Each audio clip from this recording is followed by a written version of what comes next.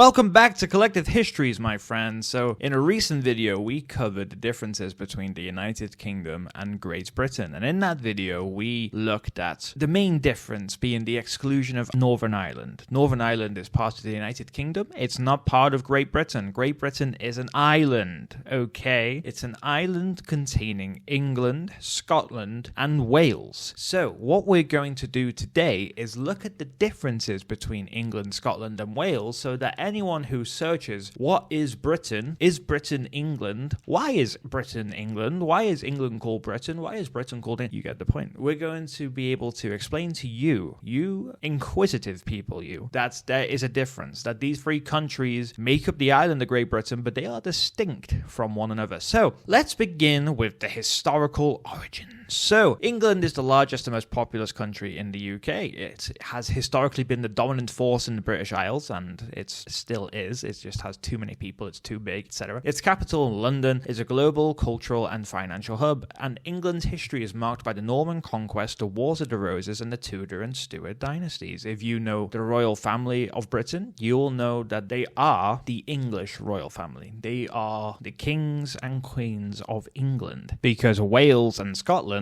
did have their own monarchies. They did have their own princes, their own chiefs. They had their own system of rulership, and they all were either killed or they merged into the English one. So, for example, Wales, the last prince of Wales, Llewellyn the Last, was killed, and the title became an English title, still used today. Prince William is the current Prince of Wales, even though he's not. I digress. And in Scotland's case, they just kind of merged together. Like, we all know James I of England was James VI of Scotland. So yes, they either were killed or merged together, and they now don't have their own distinct monarchies because they're part of the British or English. Then we come to Scotland. Scotland has a distinct historical narrative with a legacy shaped by battles for independence, such as the famous Battle of Bannockburn. The Act of Union in 1707 formally joined Scotland and England into Great Britain, and yet Scotland maintained a distinct legal system and education system. Its identity is different, as you will know, and we'll come to later on. It's very different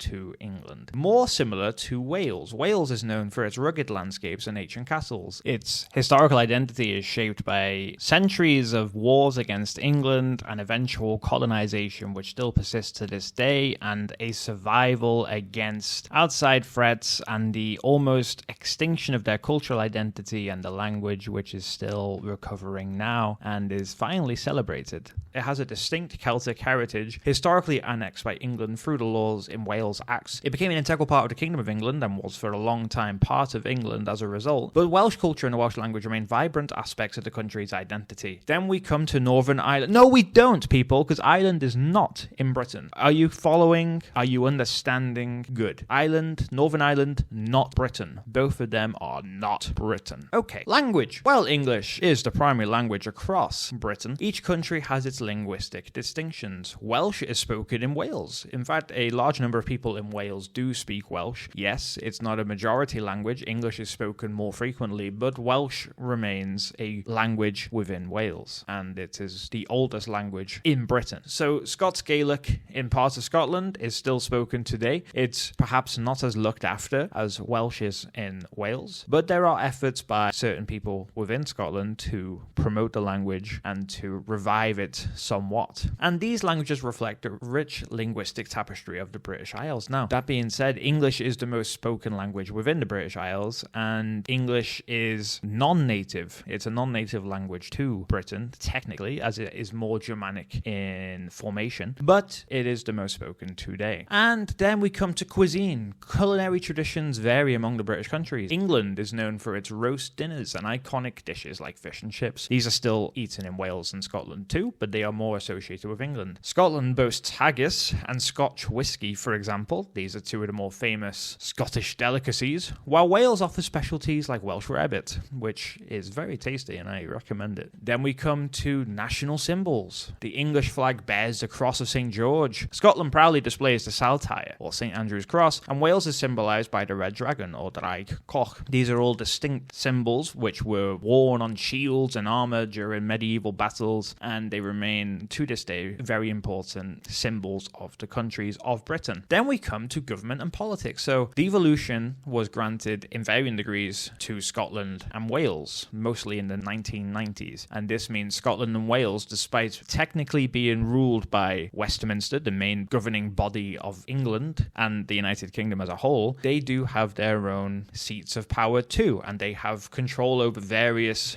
things within Wales and Scotland, such as education, such as housing, such as healthcare, and so forth. England, of course, is Westminster. They have the Westminster government. This can overrule Wales and Scotland too, and it's the primary political body of England also. England should really have a devolved parliament, but they don't. And then we come to education and legal systems. Differences exist in education and legal systems. Scotland, for instance, has a distinct education system and its own legal jurisdiction, and these variations reflect historical differences in development of these institutions. So they do have control over various institutions. They are not ruled technically by one governing body. They are all distinct. They all have control over various elements, with Westminster being able to control more of them all, if that makes sense. Then we have identity and national pride. The sense of national identity and pride is robust in each country. Events like St. George's Day in England, St. George being the patron saint of England, St. Andrew's Day in Scotland, St. Andrew being the patron saint of Scotland, and St. David's Day in Wales. These are very important days within the countries, and they reflect their own distinct cultural identity. For example, in Wales, Welsh people will wear traditional Welsh dress. Same in Scotland, the kilt will come out. St. George's Day in England, people might paint their faces with the George's cross, etc. So in conclusion, while the term British often implies a united identity, the diversity among the countries comprising the United Kingdom, or Great Britain, because there is a different people, Northern Ireland, not part, is testament to the complex and evolving nature of this union. Embracing their unique identities, cultures, and contemporary distinctions, the British countries collectively contribute to the vibrant mosaic that defines Britain in the 21st century. So, to conclude, Britain is an island. There are 3 countries on this island, and they are all very, very different. It would be like North America, the continent of North America, if we said it's just the United States. There is Canada there, people. Canada has its own distinct identity from the United States, despite them both being in North America. It would be like saying China and Japan, because they're both in Asia. It would be like saying they're the same. They are very different